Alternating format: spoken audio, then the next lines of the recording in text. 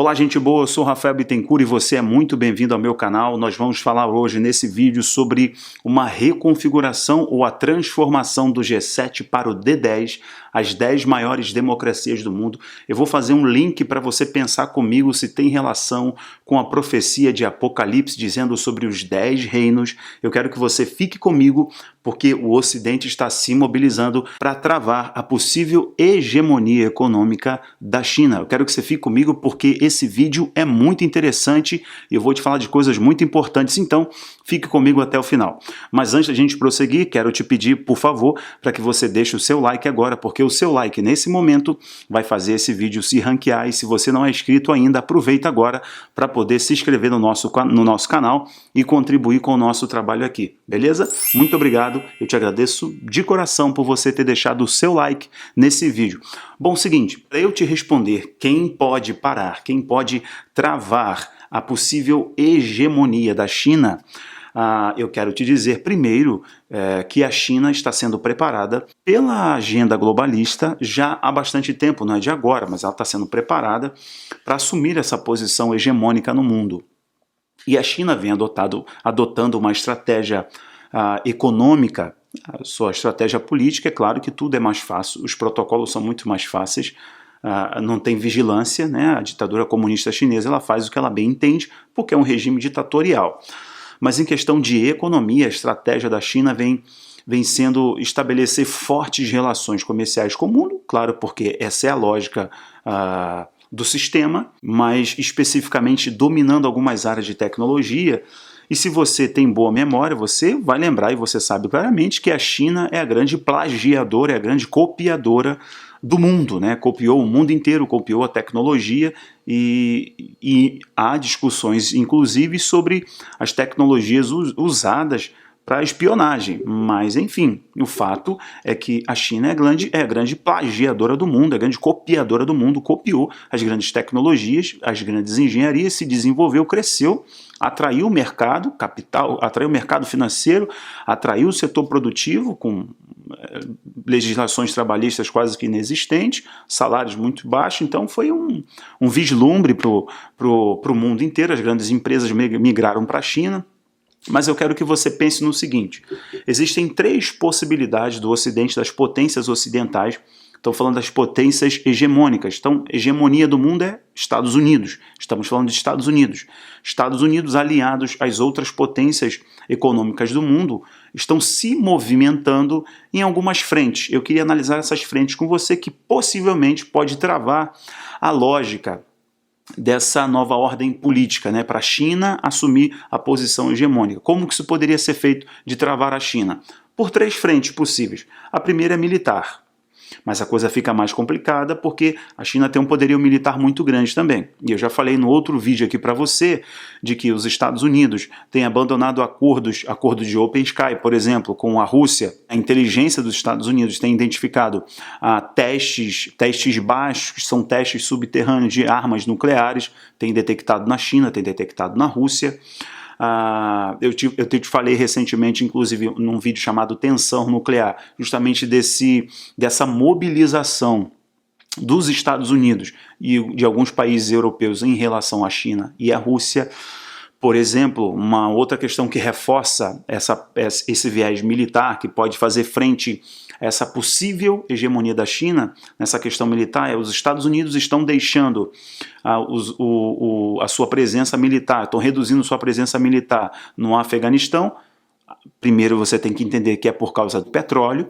As forças armadas dos Estados Unidos estão se dirigindo para o Pacífico. Há uma movimentação em direção ao Pacífico. Só você dar uma googada e pesquisar sobre isso, você vai entender o que está acontecendo. A outra possibilidade seria a seguinte, a possibilidade econômica. E da possibilidade econômica, eu preciso te falar alguns dados. O que o Ocidente, o que as potências do G7 poderiam fazer para frear a dependência econômica mundial da China. Isso é muito complicado, eu vou te dar uns dados aqui. A balança comercial dos países, alguns países, o que representa a China nessa balança comercial? Em déficit e superávit. O que representa isso? exportação e importação, o número do comércio mundial com a China. Vamos dar uma olhada aqui, eu vou pegar agora aqui meu iPad, que fiz umas anotações para a gente ser preciso na informação. Vamos começar com o Brasil, que representa o comércio com a China. O Brasil, mais ou menos, exporta, estou falando de 2019, o Brasil exportou para a China cerca de 51 bilhões de reais. É um número expressivo, é um número muito grande, é tão grande que representa da totalidade, tudo aquilo que foi exportado pelo Brasil para o mundo. A China representa 28% do que foi exportado. Então é um número muito expressivo, é uma dependência bem grande. Agora, o que foi importado? Aquilo que o Brasil comprou da China, o que representa? 30 bilhões o Brasil comprou da China. Então, o Brasil tem um superávit muito grande comercial nessa relação com a China. Então, a China é um grande parceiro para o Brasil, certo? É um grande parceiro para o Brasil. Vamos falar do Reino Unido. Tem um déficit em libras de 22 bilhões de libras nessa relação comercial com a China. Ou seja, ela compra 22 bilhões a mais do que vende. As importações são 44 bilhões e as exportações são 22 bilhões. Então, o Reino Unido tem um déficit nessa relação comercial com a China de 22 bilhões de libras. O Reino Unido está lutando para poder diminuir isso. Deixa eu falar sobre Israel, eu já vou te explicar por que Israel, tá? Israel, a relação comercial Israel e China, ela é muito benéfica para Israel. Benéfica também para a China por questão de tecnologia, que é onde justamente a China entra, né? A maior usina de dessalinização do mundo está para ser construída agora em Israel, com parceria China-Israel. Mas o que representa anualmente a parceria econômica de Israel com China? Representa mais ou menos 17 bilhões de dólares.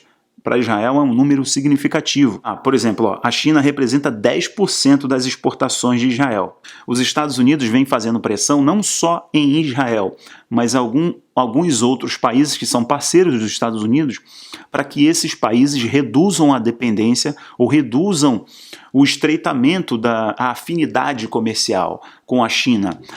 E isso principalmente no setor de tecnologia, na implementação do 5G. Esse movimento vem acontecendo no Reino Unido e esse movimento está sendo encabeçado, inclusive, por Boris Johnson, está sendo encabeçado pelo presidente Trump, e esse movimento de pressionar os outros países para que reduzam a afinidade, os laços comerciais e a dependência tecnológica com a China é muito grande.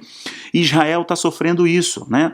No último encontro que teve do Netanyahu com o Pompeu, foi um pedido do Pompeu a mando do presidente Trump para que Israel pudesse revisar a sua parceria econômica com a China, né? Então, com certeza, você lembra que o acordo de paz proposto, o acordo de paz atual, que a parte dele foi rejeitado pela comunidade palestina, mas o acordo atual foi proposto pelos Estados Unidos. Então, o acordo de paz entre Israel e Palestina, estamos falando de Cisjordânia e faixa de Gaza, o acordo ali dos assentamentos, etc., veio da mesa dos Estados Unidos. E agora, deixa eu te falar dos Estados Unidos para a gente ir direto e já partir para o próximo ponto.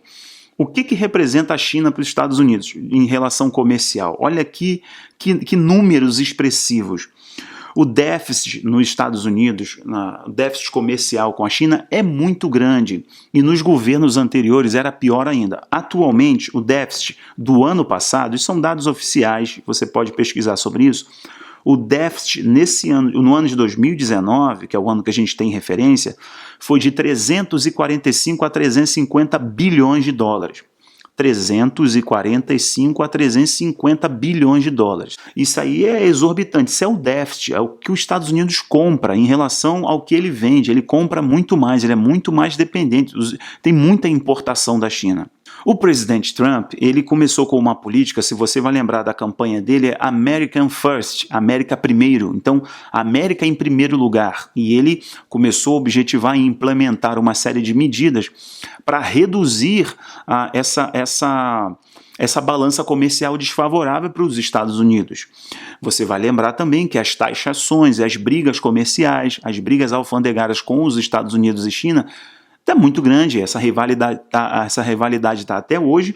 Eles fizeram alguns acordos, fizeram alguns pactos, mas a rivalidade está aí até hoje. E o que representou nos anos anteriores? Você tem noção?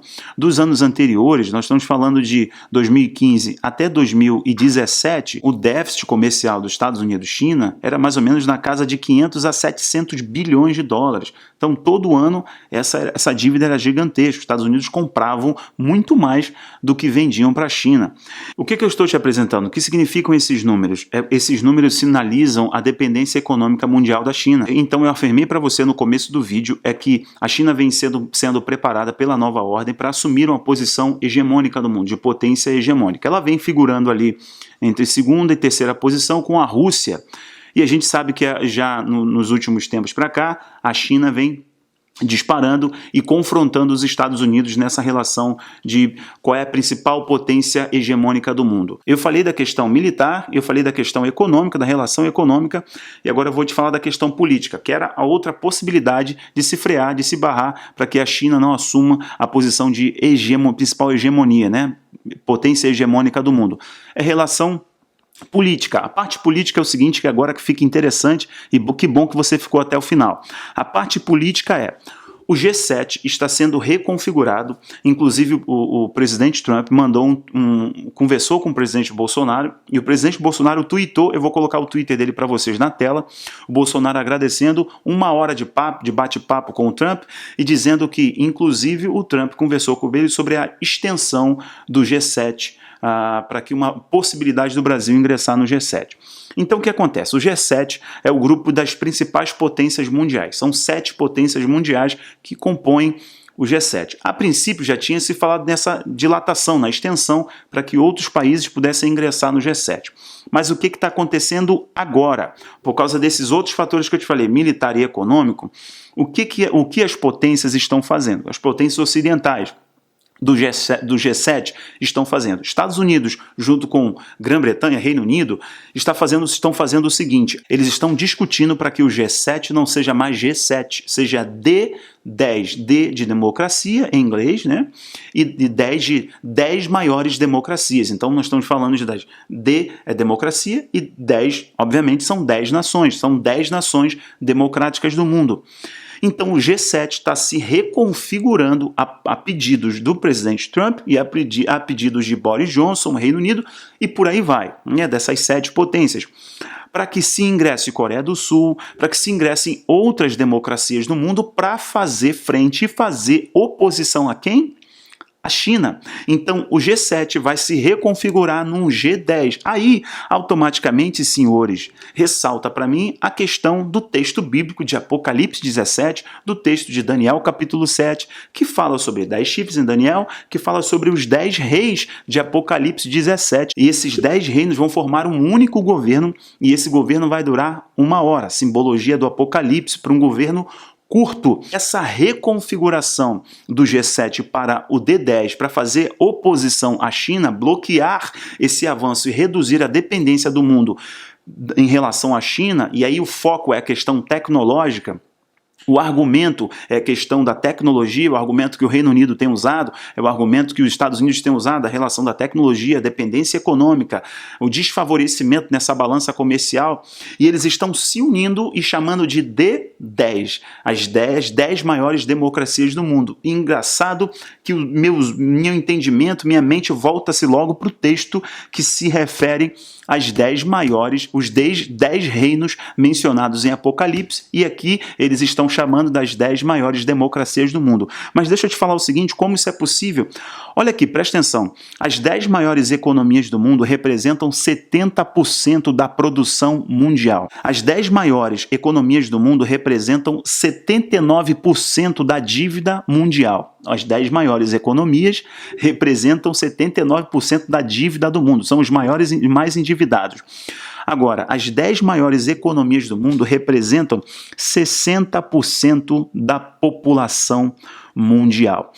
Presta atenção nas coisas que eu estou te dizendo. O mundo está se mobilizando, as coisas estão se encaixando e a profecia bíblica Está se cumprindo? Eu deixo para você agora me responder se há relação com isso, mas fato é que a geopolítica está acontecendo, as potências estão se ajustando para tentar parar o dragão. Eu deixo a pergunta para você, se encaixa na profecia dos 10 reinos?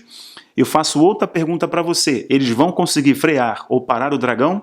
Me responde aqui nos comentários. Um grande abraço, valeu, tchau, tchau.